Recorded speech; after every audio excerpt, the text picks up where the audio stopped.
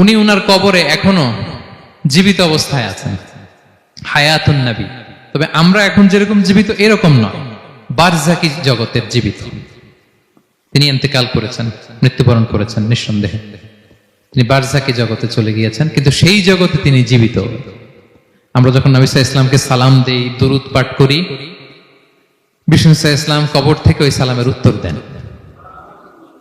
আল্লাহ তাআলা ওনার রূহটাকে ফিরিয়ে দেন, উত্তর দেন। সাহাবারা বললেন, ইয়া রাসূলুল্লাহ, কিভাবে আপনি উত্তর দেন? আপনার দেহ মাটি খেয়ে ফেলবে না? রাসূল সাল্লাল্লাহু আলাইহি ওয়াসাল্লাম বললেন, ইন্নাল্লাহা তাবারাকা ওয়া তাআলা হাররামা আলাল আরদি আজসাদাল আম্বিয়া। আল্লাহ তাআলা নবীদের দেহকে নষ্ট করা মাটির জন্য হারাম করে দিয়েছেন। কোন মাটি কোন নবীর দেহকে টাচ করতে পারে না, নষ্ট করতে পারে না। নবীরা কবরে জীবিত, সেখানে সালাত আদায় করে, তাদেরকে স্পেশাল রিজিক দেয়া হয়। এটাকেই বলা হয় হায়াতুন নবী। তিনি বারজাকি জগতে জীবিত। বিষ্ণু সাল্লাল্লাহু আলাইহি ওয়াসাল্লাম যখন এই হাদিস বললেন যে সবচাইতে যদি আমাকে কেউ ভালো না বাসে, সে মুমিন নয়, ওমরে ফারুক তো অবাক হয়ে গেলেন। উনি কিছুক্ষণ আগে বলতেছিলেন যে ইয়া রাসূলুল্লাহ, আমি আপনাকে সবচাইতে বেশি ভালোবাসি, তবে ইল্লা নাফসি, আমার নিজের আত্মাটারে আমি এর চেয়ে বেশি ভালোবাসি। সবচেয়ে বেশি ভালোবাসি আমার আত্মাটারে, এরপরে ভালোবাসি আপনাকে। রাসূল সাল্লাল্লাহু আলাইহি ওয়াসাল্লাম বললেন, লা